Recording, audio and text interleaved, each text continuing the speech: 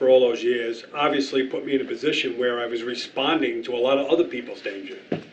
That's one of the main reasons why you become a police officer.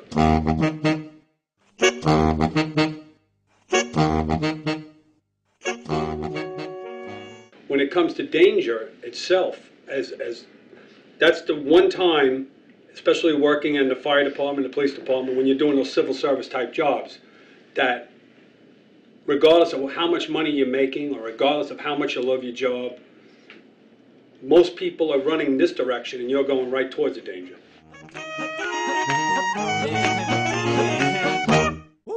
So at that time, they don't pay you enough money. There's not enough things they could give you or say to you. Once you put your hand up and you said, I'm going to do this job the correct way, this is what you're going to do. The bottom line is just like in the military.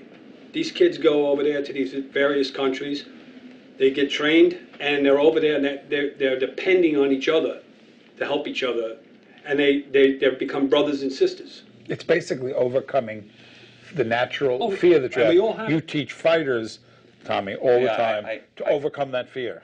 No, I disagree with that, and the reason why I disagree with that, because it's about the person. All the training in the world is bullshit. It's about the moment, and it's about those people who are running into that building nobody has an understanding of what they're about. The morons who are mayors and inspectors, these are the real guys. That's what our world is really about. I'm going to go up to the 80th floor like a fucking moron and help somebody. And then 4 guys are going to get elected to the presidency because they happen to be a mayor at the time when this incident happened. Do you understand that? No, it's obvious you don't. No, obviously I don't. That's true. I really, that was a pretty ambiguous fucking statement. Yeah. You're right.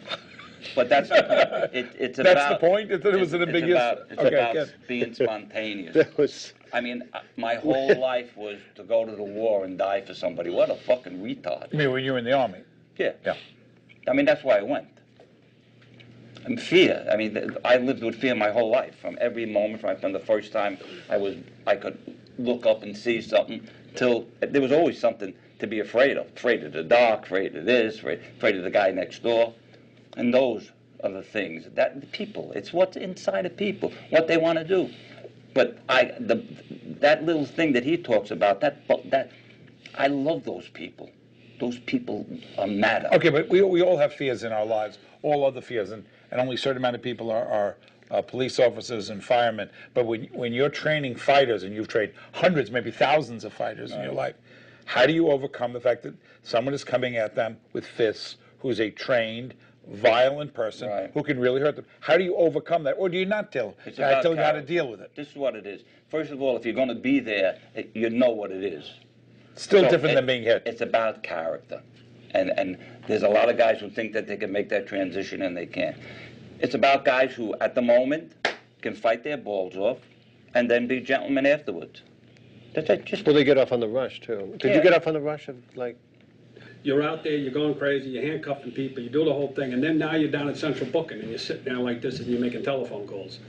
And I'll tell you, when that adrenaline, I don't know what it is, but when that adrenaline starts to calm down, I mean, you could be a young guy, and you're like nodding out at the desk. You literally have to hold on to yourself. That's why I think one of the reasons why cops make coffee and donuts all the time, just to keep just to get a spark. You were a scout. I was a LRP in Vietnam, Long Range Reconnaissance Patrol. That means you were there by yourself with the with other one or two. Let's talk about that for a minute. Why? To make my point. Why? Because it was the elite outfit, right? You knew you were going to be facing the front shit, like Recondo School, and I mean, you knew that. So that's what I'm talking about. You have to be built for that. It has to be in you. There has to be a reason. Of course, you have to volunteer for that. Yeah. You volunteered for it. So you were out there by yourself most of the time. I was with a 6-man team. It's pretty much by yourself. Yeah, they drop you into Laos and Cambodia. They dropped you in. How far were you away, except for the 6-man team, from base? As far as you're within probably artillery range of a fire base. Artillery range of a fire base. Yeah. When they send you out, you have, like, you'll when you set up, for example, in the evenings, you'll call back grid coordinates in case if you get hit during the night. I see. You know, he talked about that rush. You must have been going up and down all the time. Well, you know, when you first get there, like, you never know how you're going to react until you get shot at. When you get shot at, I mean, you can have all the training in the world. Exactly. You know? Training. And you don't know how you're going to react, you know. Training is bullshit again. Yeah. I'm sorry. Well, I mean, to a certain extent it is, you know. And I was lucky because I met a Chu Hoi, which is a South Vietnamese. He was South Vietnamese and North Vietnamese came in, burned his sister alive in front of him when he was young, he was like 13. And he fought against the French. So he carried stuff up and down the Ho Chi Minh Trail. Then when the Americans came on board, he surrendered, came over the side. But he was 31. He'd been fighting since he was like 12. You know, and he showed me how to become one with the woods. You know something's wrong when something's missing. Yeah, we're at the verge there today. Yeah, well, you know what I mean. But I got, you know, I've had everybody on my team killed but myself twice. I've been shot twice. So you went out with six man groups, and you were the only one to come back twice by yourself, and you were shot yourself. Twice, yeah. I see. Enough to get back, or they had to helicopter you out, or what? No, I walked 11 miles to a fire base.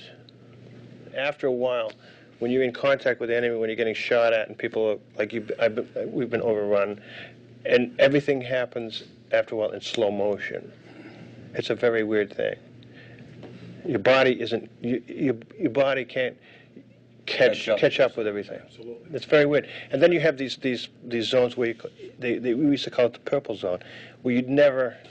It's kind of hard to talk about, but you know you're not going to get killed that day, and you can almost feel. You can almost think ahead of what's happening. You know you're not going to be killed. You become so you get almost a sixth sense, and you just know that you're going to be all right that day in contact, and you can think about you actually know what that guy that's shooting at you is going to do. To slow down.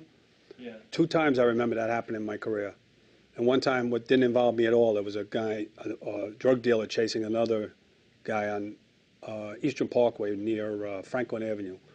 We were returning in a car from a day we had nothing to do with it. Just saw the guy running after the other guy with a gun, firing shots. And when we trained in on him, and he spun around with the gun, just like you had said, your adrenaline was pumping, and it's the strangest thing. It's hard to explain to somebody. Everything literally looked like a TV show, like it was like all in slow mo. It's weird. It's really weird. It's like for a split second you're looking at the person, and they literally look like they're framed. It's an interesting thing because and things in your life afterwards trigger it. You know, like I was in Boston. I was walking to a restaurant with my girlfriend, and this guy had a heart attack on the street. You know, and everybody's standing around, and I ripped his shirt off and pounded him on the chest. I gave him mouth to mouth, and somebody had called 911 to come. You know, and I walked down to the restaurant. I just went in the men's room and just cried my eyes out. You know, just like. Because it brought you back to them? I don't know. It just triggered the whole life-death thing.